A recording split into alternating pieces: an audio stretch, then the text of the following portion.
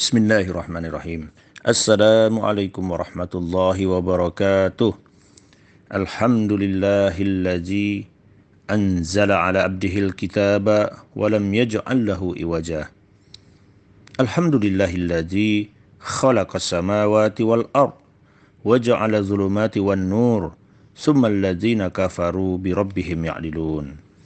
Asbahna ala fitratil Islam wa kalimatil ikhlas wa ala dina nabiyina Muhammadin sallallahu alaihi wasallam. Allahumma shalli ala sayyidina Muhammad wa ala ali sayyidina Muhammad. Baiklah saudaraku, mari kita lanjutkan pelajaran kita tentang asma Allah, sifat Allah yang ke-18, yakni Al-Fattah, yang Maha Pembuka. Dalam Al-Quran kata Al-Fattah hanya ditemukan satu kali. Kata Al-Fattah terambil dari kata Fataha yang bisa diartikan dengan membuka. Makna ini kemudian berkembang menjadi kemenangan, menetapkan hukum, mata air dan pengetahuan. Perkataan Al-Fattah tidak digunakan kecuali jika sebelumnya terdapat ketertutupan, kesulitan, atau ketidakjelasan. Bukankah sesuatu yang dibuka adalah sesuatu yang sebelumnya tertutup? Imam Ar-Raghib membagi Al-Fath menjadi dua. Pertama, membuka sesuatu yang dapat dilihat secara fisik, seperti membuka pintu. Kedua, membuka sesuatu yang hanya dapat dirasa dengan mata batin, seperti menuangkan kegelisahan. Berdasarkan dua pengertian di atas, kita dapat menyimpulkan bahwa Al-Fath adalah terbukanya segala sesuatu yang tertutup, baik material maupun spiritual. Al-Quran menyebutkan kata Al-Fattah dalam satu ayat, yakni, katakanlah Tuhan kita akan mengumpulkan kita semua, kemudian dia memberi keputusan antara kita dengan benar, dan dialah maha pemberi keputusan, lagi maha mengetahui. As-Saba ayat 26. Ayat ini menggambarkan pengumpulan manusia kelak pada hari kiamat untuk diberi keputusan yang benar dan adil. Dalam surat Al-Hajj ayat 19 yang artinya, inilah dua golongan yang bertengkar, mereka saling bertengkar mengenai Tuhan kita. Dua golongan yang dimaksud adalah golongan orang-orang kafir dan orang-orang beriman. Allah menjadi hakim atas seluruh hambanya tanpa perlu saksi dan bukti. Karena itulah penghujung ayat tadi berbunyi, dan dialah maha pemberi keputusan, lagi maha mengetahui. Imam Al-Ghazali Al-Fattah adalah dia sebagai pemberi pertolongan atau inayah. Dengan perhatiannya terbukalah segala yang tertutup. Dengan hidayahnya terungkaplah segala yang muskil atau yang samar dan sulit. Allah membuka segala ketertutupan yang terjadi pada hambanya, terutama yang menyangkut sebab-sebab rezeki mereka yang mereka usahakan. Di antara bentuk pertolongan Allah antara lain pintu rezeki yang tertutup bagi seorang yang dibukanya sehingga ia menjadi berkecukupan atau kaya. Pintu hati yang tertutup menerima sesuatu kebenaran dibukanya sehingga mudahlah baginya untuk menerima kebenaran dan ilmu pengetahuan. Pikiran yang tertutup terkait suatu masalah, Allah kemudian membukakan pikirannya sehingga terselesaikanlah segala kesulitan dan problema. Imam Al-Khattabi memaknai Al-Fattah sebagai zat yang membukakan pintu rezeki dan rahmat bagi hambanya, membukakan semua permasalahan dan dari ketidakjelasan, dan membuka mata hati agar melihat kebenaran. Terkait dengan sifat Allah sebagai zat yang maha pembuka, Rasulullah SAW mengajarkan sebuah doa kepada kita. Ya Allah, bukakanlah bagiku pintu-pintu rahmatmu. Saudaraku, pesan yang kita bisa tangkap dari sifat Al-Fattah ini adalah sebagai berikut. Yang pertama, marilah kita memohon hanya kepada Allah. Pengagungan terhadap Allah sebagai Al-Fattah dapat diterapkan dengan selalu memohon kepadanya agar membukakan kemudahan dan menjauhkan segala kesulitan yang kita hadapi. Baik itu kesulitan menyangkut rezeki, kesulitan dalam mendapatkan ilmu pengetahuan, ataupun kesulitan-kesulitan dalam kehidupan ini.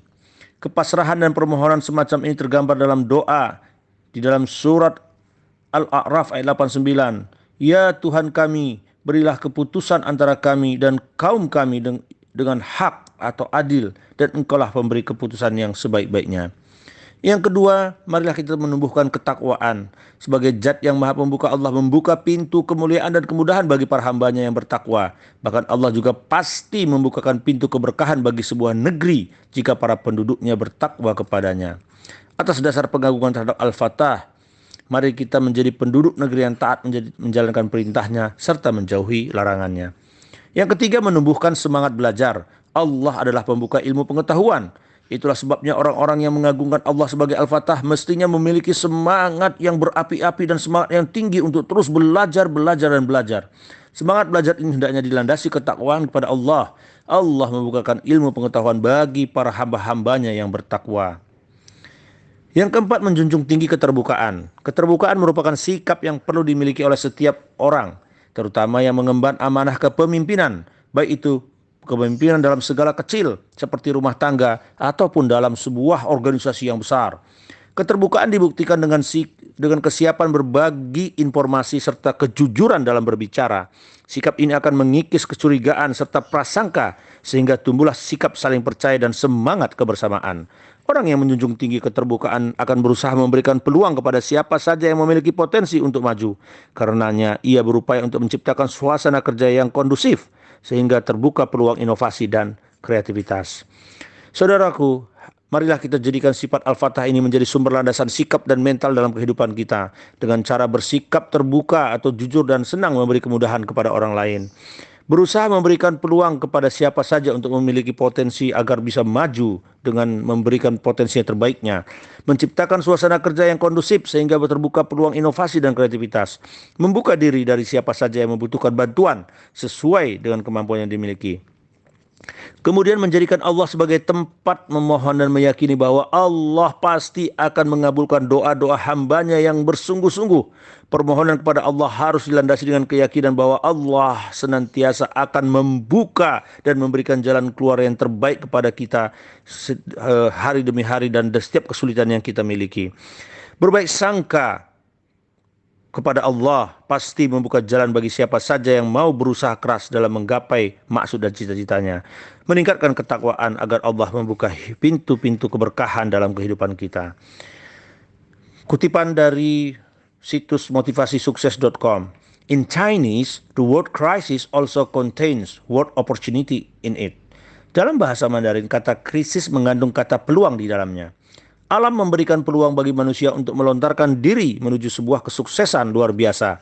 Sayangnya peluang ini tidak diberikan bagi semua orang. Siapa sajakah orang yang beruntung menerima kesempatan tersebut? Mereka adalah orang yang pernah atau sedang mengalami krisis dan berbagai tekanan dalam hidupnya, baik krisis ekonomi, tekanan keuangan, berbagai ketidakmampuan, dan kekurangan diri ataupun fisik. Sebab dengan sebuah krisislah manusia dapat memaksimalkan seluruh potensi yang dia miliki. Namun usaha dan kerja keras tetaplah diperlukan untuk mencapai sebuah kesuksesan. Jadi jangan salah kaprah dalam menanggapinya. Terakhir saudaraku, Ubay bin Ka'ab radhiyallahu berkata, pelajarilah ilmu dan amalkanlah. Janganlah engkau belajar untuk menyombongkan diri. Karena sesungguhnya tidak lama jika usiamu masih panjang akan muncul orang-orang yang berhias dengan ilmunya sebagaimana orang yang berhias dengan pakaiannya. Wallahu a'lam bishawab. Demikian mudah-mudahan sifat Al-Fatah ini bisa menjadi praktek kehidupan sehari-hari kita, menjadi kepribadian kita sehingga kita tumbuh menjadi seorang mukmin yang senantiasa berharap kepada keberkahan Allah. Semoga Allah membukakan pintu-pintu ilmu pengetahuan, pintu-pintu rezeki dan pintu keberkahan bagi kita. Wabillahi taufiq wal hidayah. Wassalamualaikum warahmatullahi wabarakatuh.